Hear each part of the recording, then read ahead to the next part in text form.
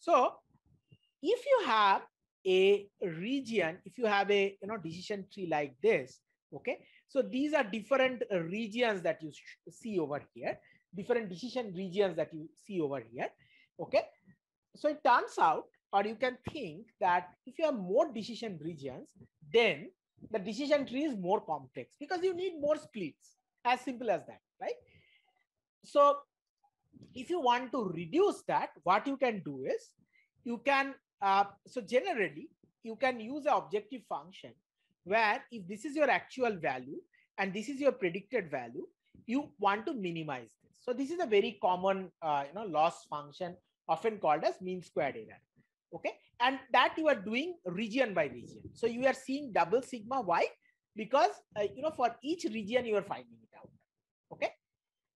Now what in case of when you want to reduce the variance, what you do is you add one more parameter, okay, which is a function of how many decision regions you are going to use, okay. So if this has a high value, then actually your loss function is going up, okay. This may go down, but this will go up. So this type of things are called as penalty function or regularizing term.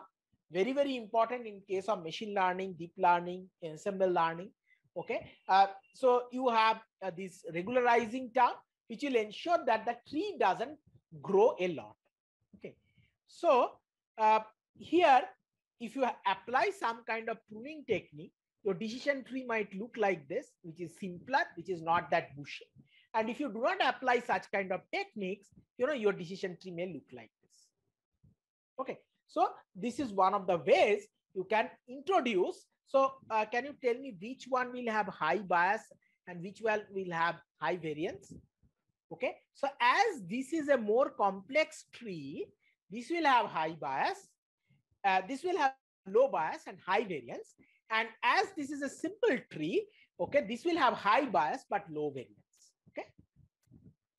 Okay, so this is one of the simple ways that you can change the depth of the tree, okay. So as you allow a tree to have more depth, it will be more complex, okay.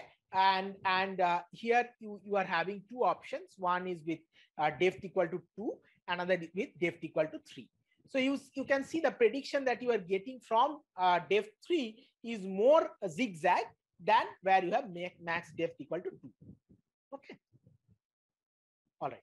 So another way. So we have seen now one way of ensemble technique. Okay, using your different type of models was voting technique.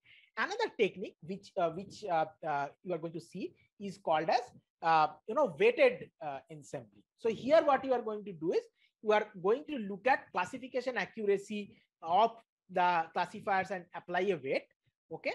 And also what you can do is you can also look at a class specific decision. So if you know that even for students or even for a quiz team, okay, this guy is good on sports and this guy is good on entertainment.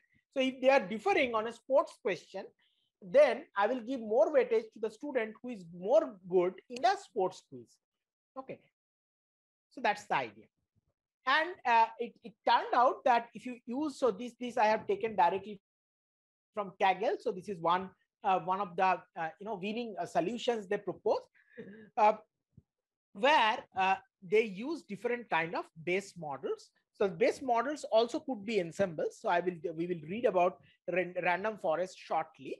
Okay, so if they have given more weight or equal weight to all the classifiers, they were getting a accuracy of this, okay.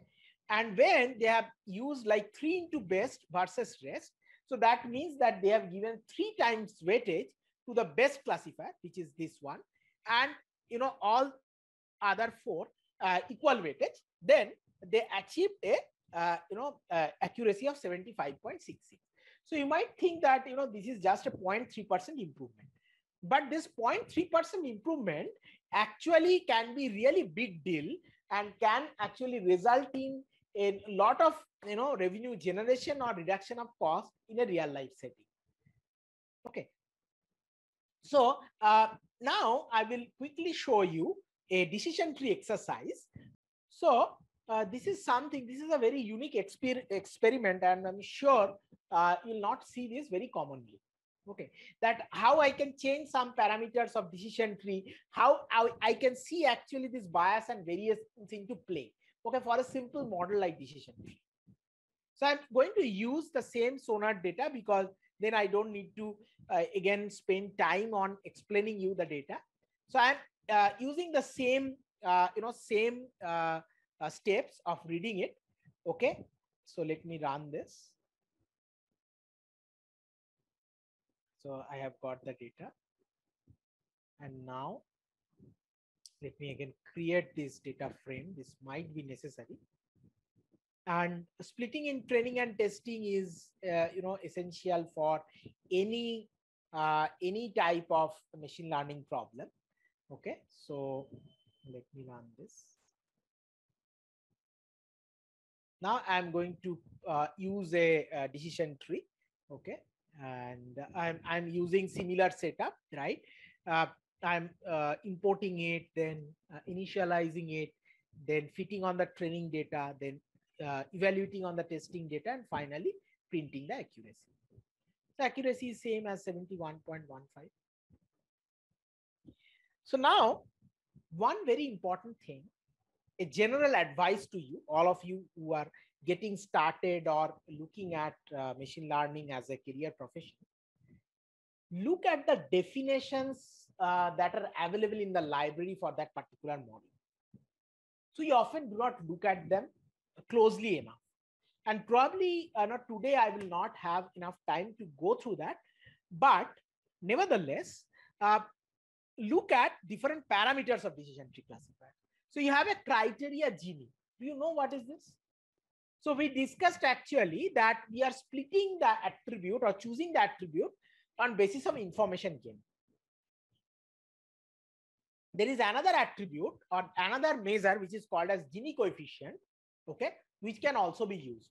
But in practical purpose, some of the literature study says that only in 2% cases it matters that whether you choose a information gain measure or a Gini index. Only thing is that information gain has a logarithmic computation involved, right? You saw that. So that's the reason it is little bit slower. Whereas Gini index just takes the maximum and makes a square of it. Okay, so it is faster. So what I'm now going to do is, I am going to take 200 random values. So that you can repeat the exercise, I have not generated the random values or I'm not generating the random values here. I have generated the random value earlier and stored into an array. Okay. Why I'm taking 200 values? Because what I'm going to do is, I am going to take 200 different set of training and testing. Okay. I am going to take, so let me repeat, I am going to take 200 different sets of training and testing. Okay. So this is the array. And for each of the array, what I'm going to do is, I am going to store the corresponding accuracy. And I am going to use different type of decision tree. So one type of decision tree is the simple one which you have used earlier. The second one, what I'm going to use is, I'm using a restriction max depth equal to 1. If I use a max depth equal to 1, then what does that mean? That means I am severely restricting the decision tree. Okay, I am severely restricting the decision tree. Okay.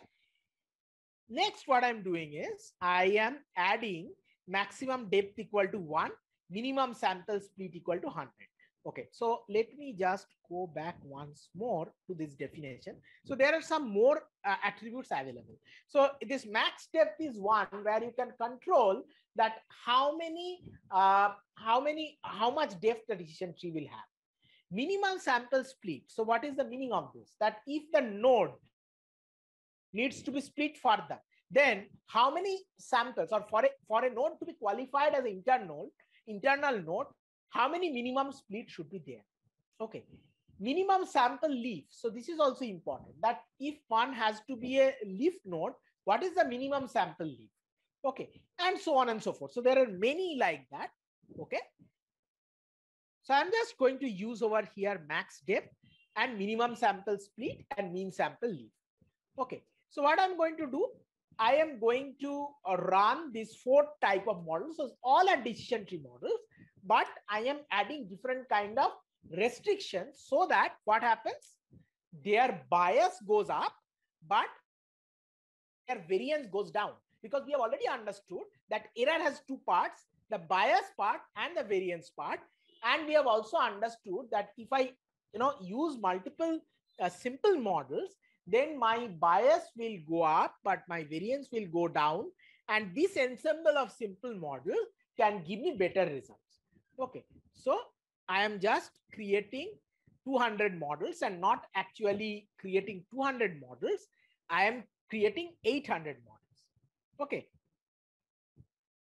because there are 4 types and I am running them on 200 type of samples, and I am storing this in a data frame. Okay, so I'm going to use a very common visualization technique, which is box plot. But just in case you have not encountered this, okay, I'm just giving you some basics of box plot. So if you have a random variable, or you just take that if you have a variable and you want to know a little bit about the variable, you can use a box plot. So this is called as a univariate graphing technique. Why univariate? Because a single variable is involved over here.